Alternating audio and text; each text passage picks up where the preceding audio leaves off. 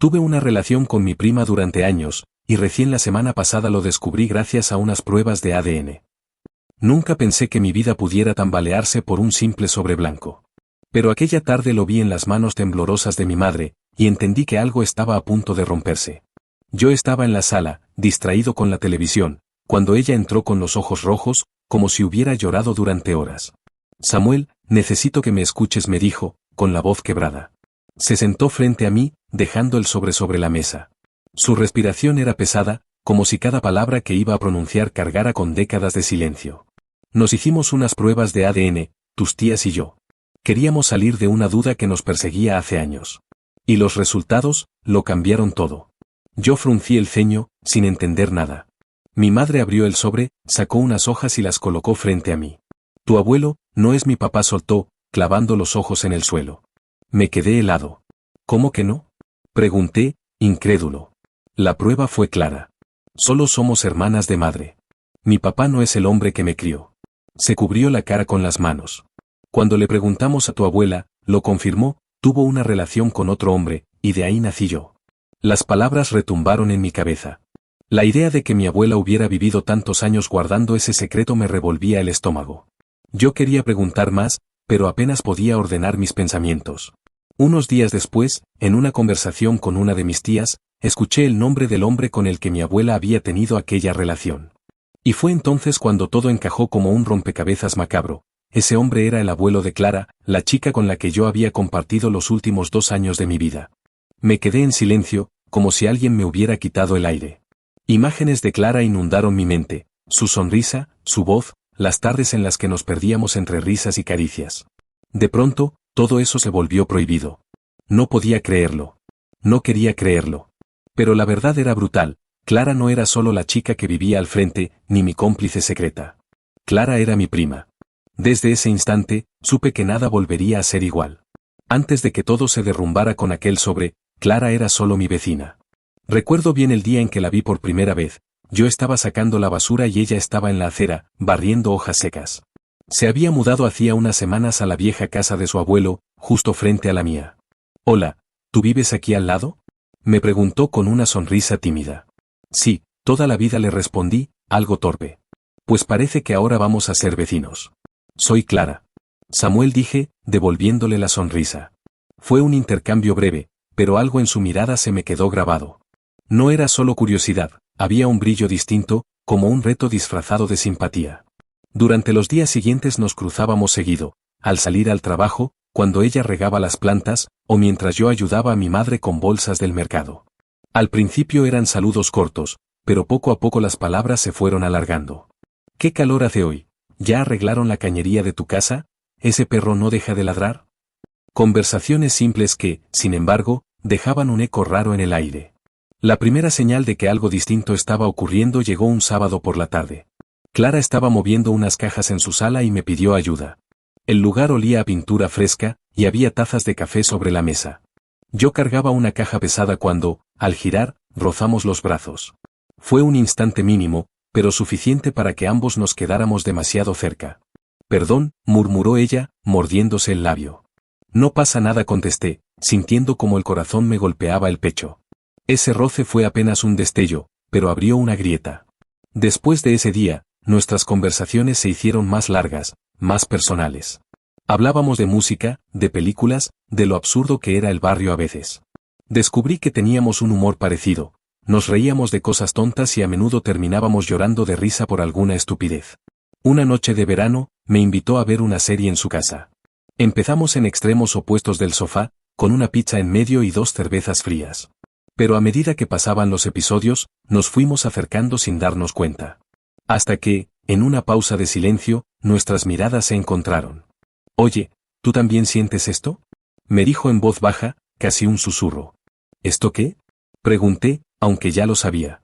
Esto, se inclinó un poco, y pude sentir su aliento cerca de mi cara. El mundo se detuvo. No sé en qué momento ocurrió, pero de pronto la estaba besando. Fue torpe, nervioso, como si los dos dudáramos de lo que hacíamos. Sin embargo, en cuestión de segundos el beso se volvió urgente, inevitable. Sus manos se aferraron a mi cuello, las mías rodearon su cintura, y cuando nos separamos, los dos estábamos agitados. ¿Seguro que quieres esto? Me preguntó, con los ojos brillando entre miedo y deseo. Más que nada respondí sin pensar. Esa noche cruzamos la línea. Nos entregamos con una mezcla de nervios y hambre, como si lleváramos meses esperando ese momento. Y aunque después nos reímos, jurando que había sido solo una vez, en el fondo sabíamos que aquello no se iba a detener. Clara se convirtió en mi secreto más adictivo. Cada mensaje suyo, cada mirada cómplice cuando nos cruzábamos en la vereda, era gasolina para un fuego que crecía rápido. Lo que comenzó con un beso torpe en un sofá se transformó en algo más, una rutina clandestina que ninguno de los dos quería romper. Lo que comenzó como un encuentro accidental terminó transformándose en una rutina peligrosa. Después de aquel primer momento de intimidad, lo lógico habría sido alejarnos, fingir que no pasó nada y enterrarlo en silencio. Pero no ocurrió así. Al contrario, parecía que cada ocasión en la que nos veíamos reforzaba la atracción y la necesidad de repetirlo. Empezamos a vernos más seguido, siempre bajo el disfraz de la complicidad familiar. Los almuerzos de domingo eran la excusa perfecta, bastaba con que alguien se distrajera para que ella y yo encontráramos un rincón apartado, un pasillo vacío o incluso el garaje, donde el eco de nuestras risas quedaba sepultado bajo el ruido de las conversaciones ajenas. Recuerdo especialmente una tarde en que todos jugaban a las cartas en la sala.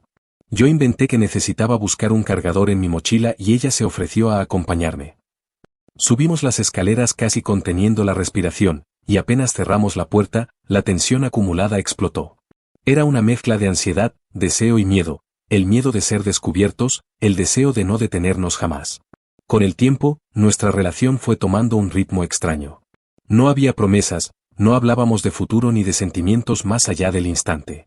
Todo giraba alrededor de la inmediatez, el roce de sus manos, la prisa en los besos, el riesgo de ser descubiertos. Y, sin embargo, en cada encuentro quedaba latente esa sensación de culpa que ninguno de los dos se atrevía a nombrar. Ella, a veces, interrumpía el silencio para decir en voz baja: «Esto no está bien». Yo asentía, pero acto seguido la buscaba de nuevo, como si esas palabras no tuvieran el poder de frenar lo que ambos sentíamos. Terminábamos convenciéndonos de la misma mentira: no podemos evitarlo. Hubo un día en que la rutina se rompió de manera inesperada. Era un almuerzo familiar, como tantos otros. Yo había decidido mantener la distancia, evitarla para demostrarme que podía controlarme. Pero bastó con que me rozara la mano al servirme agua para que todo se desmoronara.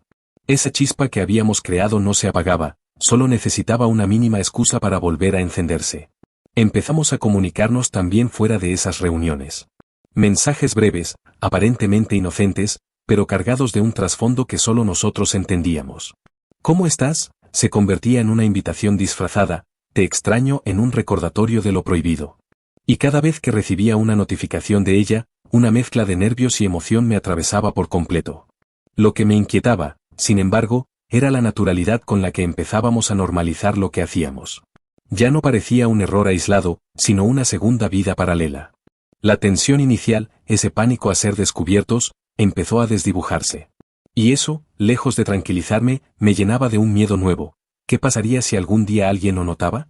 ¿Qué ocurriría con nuestras familias, con la confianza, con todo lo que sostenía nuestra vida diaria? Aún con esos temores, seguíamos adelante. Éramos como dos náufragos que se aferraban uno al otro en medio de la tormenta, conscientes de que tarde o temprano la marea nos arrastraría, pero incapaces de soltarnos. Las semanas siguientes se volvieron un campo minado de silencios y sobreentendidos. Cada vez que Clara y yo coincidíamos en una reunión familiar, el ambiente se volvía insoportable. Las sonrisas de cortesía se veían forzadas, los abrazos mecánicos. Y aunque ninguno de los dos dijo nada abiertamente, parecía que ambos cargábamos con un secreto demasiado pesado. Yo intentaba comportarme como siempre, pero era inútil.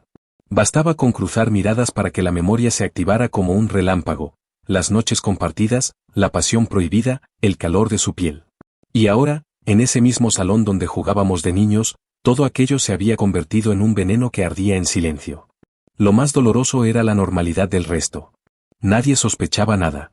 Mis tíos, mis padres, mis primos, todos seguían con sus conversaciones triviales, hablando del trabajo, de los estudios, de cualquier cosa banal, y yo apenas podía mantenerme en pie sin que la voz me temblara. Una tarde, Clara me buscó a escondidas en la casa de mis abuelos. Estábamos en la cocina, mientras el resto charlaba en el patio. Me tomó del brazo con fuerza, como quien se aferra a un último hilo antes de caer al vacío. «No puedo más», susurró, evitando mirarme directamente. Esto me está matando. A mí también, le respondí, con la garganta seca. Pero no sé qué hacer, Clara. ¿Quieres que lo confesemos? ¿Quieres destruir a la familia? Ella negó con la cabeza, apretando los labios. Claro que no. Nadie puede saberlo. Pero, tampoco podemos seguir así, fingiendo. Ese fingiendo me atravesó. Porque tenía razón, vivíamos una mentira, pero distinta a la de antes. Ya no era la pasión clandestina, ahora era la farsa del olvido, esa en la que fingíamos que nada había pasado, cuando en realidad todo se nos notaba en la piel. La conversación terminó abruptamente porque escuchamos pasos. Retrocedimos, volvimos a nuestras posiciones, como dos culpables en una obra mal ensayada. Y ahí comprendí algo, el secreto que antes nos unía ahora nos estaba destruyendo. Esa noche no dormí. Me quedé mirando el techo, con el eco de su voz retumbando en mi cabeza, esto me está matando. Y sentí, por primera vez, que quizá ya no había vuelta atrás. La rutina de nuestra relación continuó durante un tiempo que, visto en retrospectiva, se siente irreal, como si hubiéramos vivido en una burbuja que tarde o temprano tenía que reventar. Con Daniela nos encontrábamos en los mismos lugares de siempre, con las mismas excusas de reuniones de amigos o encuentros casuales. Era un juego peligroso, pero también adictivo. Cada vez que nos veíamos, la adrenalina se mezclaba con la sensación de estar caminando en un terreno prohibido. Yo sabía que aquello no podía durar, que los secretos pesan más que cualquier verdad. Empezaron a aparecer las preguntas incómodas en reuniones familiares. ¿Y ustedes por qué siempre desaparecen juntos? Soltó un primo, entre risas. Daniela, rápida, respondía con algún chiste. Yo, en cambio, me quedaba mudo, con el corazón golpeando el pecho. Cada mentira que inventábamos era un ladrillo más en el muro que levantábamos contra nuestra propia familia. Yo trataba de convencerme de que era algo temporal, que algún día terminaríamos, que solo estábamos quemando una etapa. Pero cada vez que Daniela me miraba con esos ojos que parecían entenderme mejor que nadie, se me derrumbaban todos los intentos de lógica. La relación, sin embargo, empezó a mostrar grietas. A veces discutíamos por celos, otras por el miedo a que nos descubrieran. Una noche, mientras estábamos en su auto, ella me dijo con una mezcla de rabia y ternura. ¿Te das cuenta de que lo nuestro es imposible?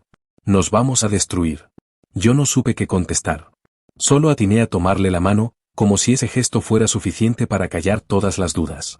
Lo peor era la tensión interna que llevaba conmigo a todas partes. En casa me costaba mirar a mis padres a los ojos, como si ellos pudieran leer la verdad en mi rostro. Con el tiempo, aprendí a fingir mejor, a poner sonrisas y comentarios inofensivos en la mesa familiar.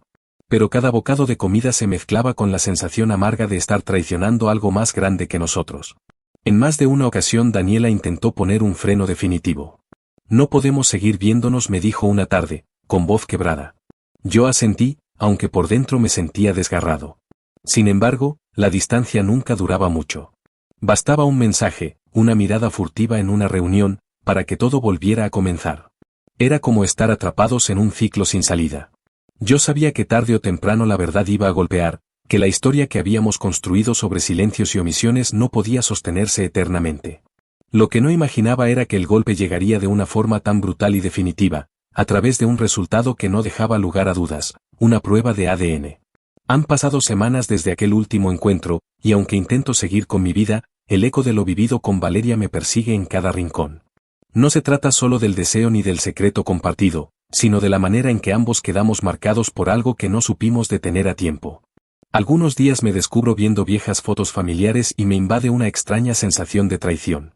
Es como si esas imágenes, tan inocentes y cotidianas, escondieran ahora un trasfondo turbio. Observar a mi prima sonriendo junto a mí en cumpleaños pasados me resulta irónico. Nadie imaginaría lo que ocurrió entre nosotros, y quizá por eso el peso es aún mayor. Valeria y yo acordamos el silencio absoluto.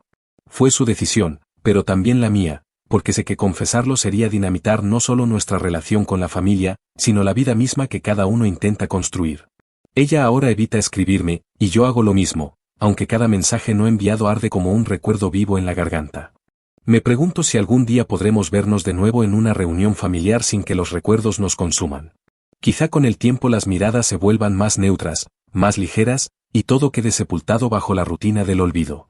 O quizá no, y esta marca invisible nos acompañe siempre, recordándonos que fuimos más allá de lo permitido. Hoy lo único que tengo claro es que la historia de Valeria y yo no fue un error aislado, sino una grieta que me obligó a ver con otros ojos la fragilidad de los lazos, el peso de la sangre y los límites que jamás deberían haberse cruzado. No sé si algún día me perdone del todo, pero al menos intento aprender de lo ocurrido para no volver a repetirlo. Valeria sigue siendo mi prima. Y aunque en mis recuerdos a veces aparezca como aquella mujer que me descubrió un mundo prohibido y apasionado, debo recordarme, con cada respiración, que hay historias que solo pueden vivir en el silencio.